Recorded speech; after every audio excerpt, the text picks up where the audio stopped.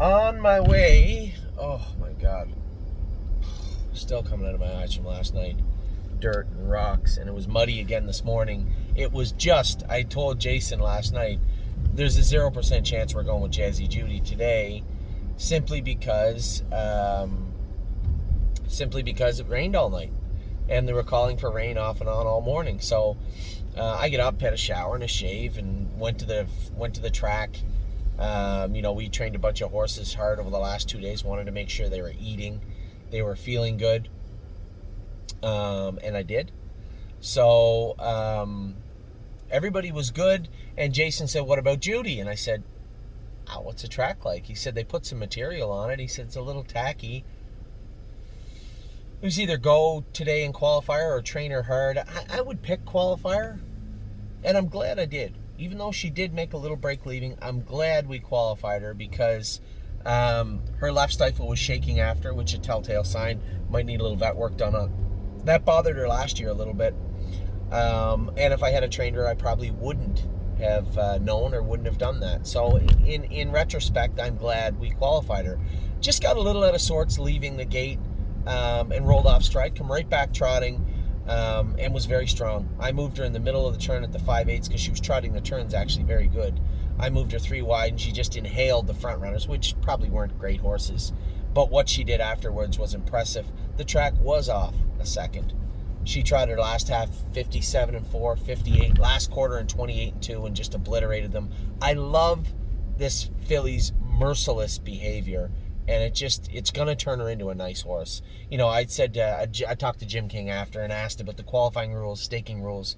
We're fine to race on the 16th. We won't be able to race on the 9th in the prep race, which sucks a little bit. I guess that's the downside of what took place today. But overall, very impressed with Jazzy Judy again. As I said, if you're going to have to give in the giveaway, the takeaway from this was we know now that she's going to need a little bit of vet work done, which is fine. She's heading to Delaware.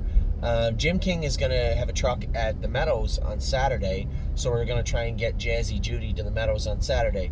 Take her down to Jimmy, prep race or otherwise. I can tell you on a fast track, if we were to race at Northfield Park on the 16th, she'd trot 56, 57 if she had to. She's very, very good right now, and although it's hard to discern how good she was after making a break, she doesn't generally make a break, and I had her hobbles out a little bit long, and as you guys can remember the stories of last year and how tight the hobbles were, she can go with a tighter hobble, so we can put a little handcuff on her for the 16th just to make sure we get some points, get her around. And quite frankly, unless those fillies really matured physically and mentally in Delaware, most of them aren't going to want any part of Jazzy Judy, I don't think.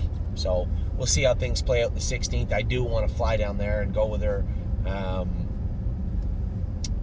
just because I know her real well. So we'll see how that works out too. There's a couple of little crappy airports not far away from Harrington.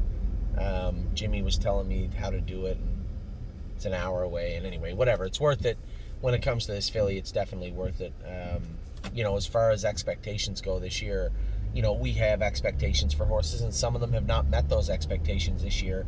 Jazzy Judy, so far so good, has. The break today is obviously frustrating a little bit, but as I said, when you look at it overall and see what we learned today, as opposed to what we're not going to be able to race in, which is just an overnight race for 3-year-olds, I'm happy we qualified.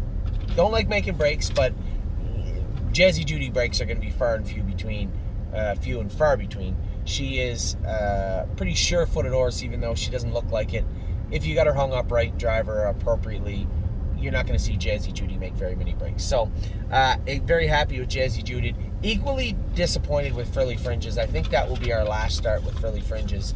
As I put to my partners with Frilly Fringes, I protected this filly.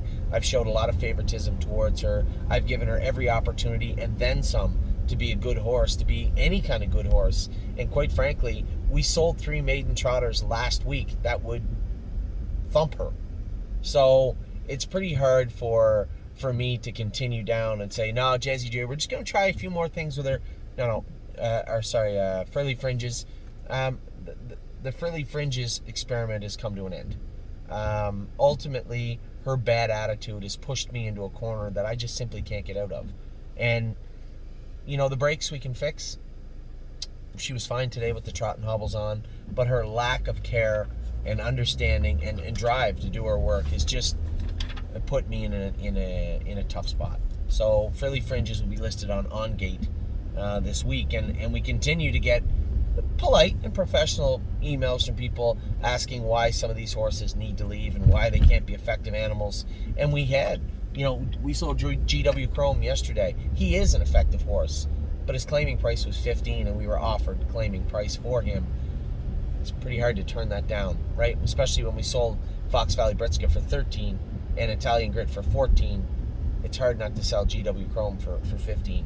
And Furley Fringes, I think, is worth a little bit more simply because, one, she's a maiden. She's not an Almers 2 or an Almers 3. Two, she's decently bred, a beautiful, good-looking filly.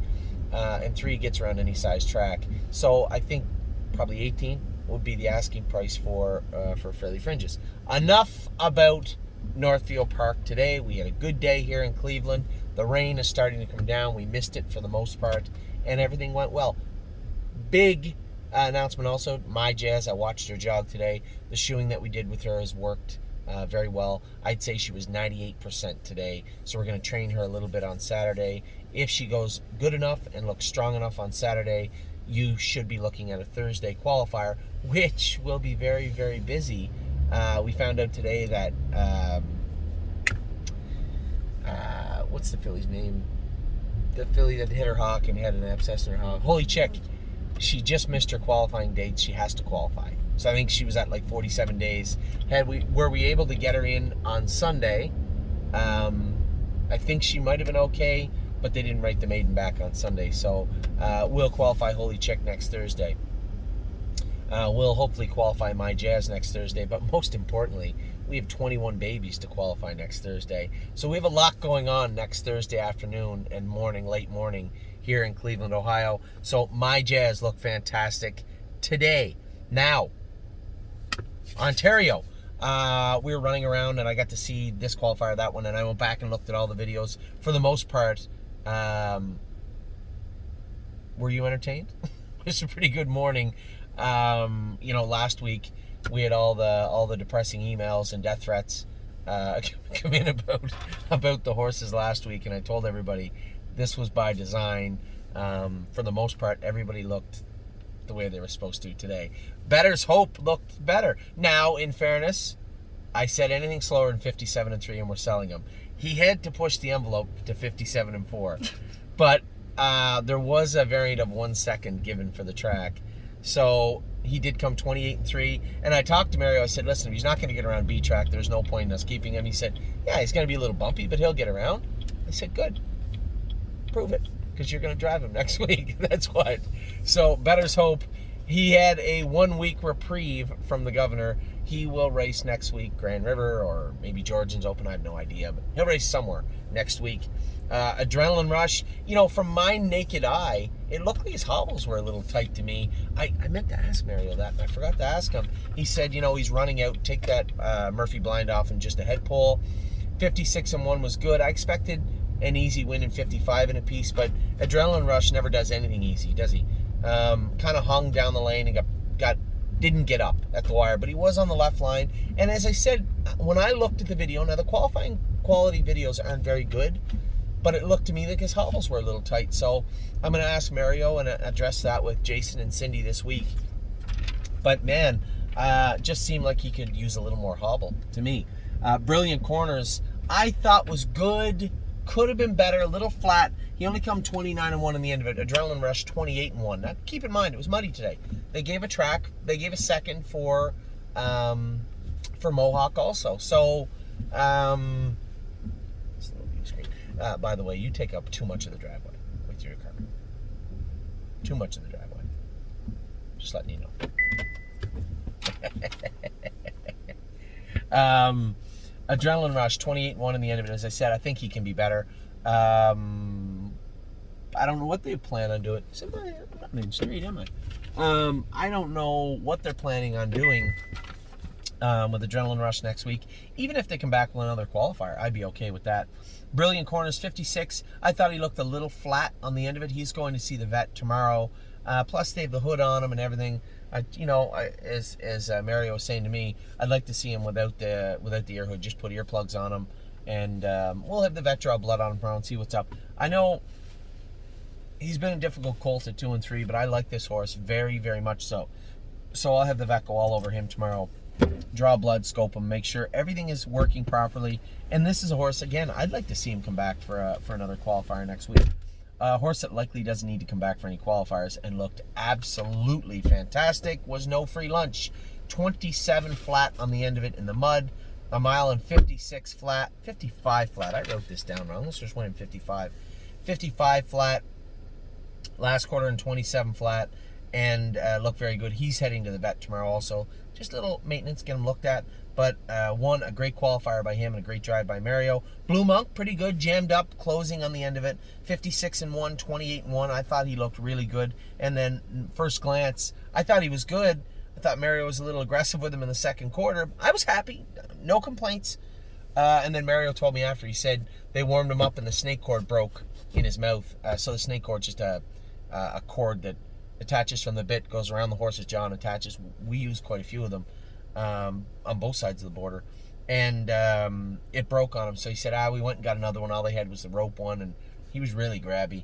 So he removed him. Second and 54-3. Now that's a horse. This mile will go a long way for him. And again, maybe with a set of earplugs on that guy, might see a much more effective first glance. But 54-3, 28-3, fastest mile of any of our horses today, and a good mile. So an impressive qualifying day.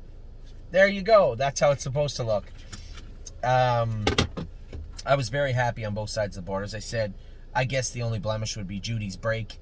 Had she not made a break, still would have seen that she needed a little vet work. So a little upset over that. But at the same time, 28-2, big kick on the end of it for her. Last half, 57-4, 58 in the mud after a break. She was very, very good. And as I said, for the people saying, hey, what was with the break? I would completely pitch it out. The concerns I have with Jazzy Judy making breaks, very minimal. Very, very minimal. So, a little vet work for Judy. Down to Jim King right away. He'll probably prep her for the 16th. Today is the 3rd. He's got 13 days. He'll probably put her in the bike and train her up. I get no concerns with Jazzy Judy moving forward. Even if he qualifies her next week. Even if she, God forbid, made another break on Jim King, there's no concern. She still has that flat line in 30 or 45 days to race in the added money event, which is the Delaware race. So whatever Jim chooses to do will be completely up to him. I guess if you're talking overall, there was a blemish of the day. Friendly Fringes, that's it. She's pushed me over the edge. She'll be on gate in the next 15 minutes. But our horses in Ontario, well done, Harry, Jason, and can't wait to see them go tomorrow too. No free lunch, looked incredible. Better's Hope looked really better than I thought he would. I thought 58 and a piece, he was going to put me in a bad spot. Instead, the track was off a second. Won his qualifier 57-4. Bravo. Mario did a great job. And Cindy did a great job with this horse. Adrenaline Rush, I thought looked good. I'd like to see him maybe qualify again next week. Maybe let his hobbles out a little bit. My own 2 cents. But I'll talk to Cindy and Jason about that also, and Mario. Brilliant Corners and No Free Lunch are headed to the vet to get looked at. I'd love to see Brilliant Corners come back once more. I don't think No Free Lunch needs to. He's well on his way to his 3-year-old, a good start to his 3-year-old season. Blue Monk looked impressive. Very happy with Blue Monk. And first glance, fastest mile of the day, I thought he looked very, very good. So, a good day overall. Now, I will be posting something today. A young lady that works for Tim Twaddle was kicked in the face and broke her cheekbone, and she's going to miss some time. Broke her cheekbone pretty good. She's lucky she didn't have some very serious damage done, although it was serious enough. Now, it was not one of our horses that kicked her, but she does take care of a couple of our horses and has taken care of many of our horses over the past 2 years since we've been in business with Tim. Michelle Langfelder is a very nice girl, works very, very hard and loves her job, and she's in the hospital right now in Pittsburgh, awaiting an operation to fix. I think they got to put a couple of plates or 2 or 3 plates in her jawbone or something. It could always be worse, but it definitely could always be better. So after the year and a half we've had, I know there's a lot of people probably struggling for money out there, but if there was a place to give a donation, it would definitely be headed in that direction. From us, Kelly's going to post some stuff. I'm going to put another video out there. But, you know, a very, very nice girl that works as a caretaker.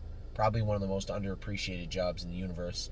Works as a caretaker, works on some of our horses. Got injured. She's in the hospital. We'd like to help her out. So we'll be setting up something for her, or at least donating to her GoFundMe page that Tim and his crew have started for her. So we'll give you the information about that today. Again, her name is Michelle Langfelder. Works for Tim in the Meadows. So a great day overall. Very happy with today. Not happy with the weather, but I don't have to race today, so that's fine. I will reach out to you guys and talk to you soon. This is Wednesday. Or no, this is Thursday. We got White Tiger tomorrow, so a lot of optimism floating around. Can't wait to race Tiger tomorrow at the Meadows. So take care. I'll talk to you all soon. Good day.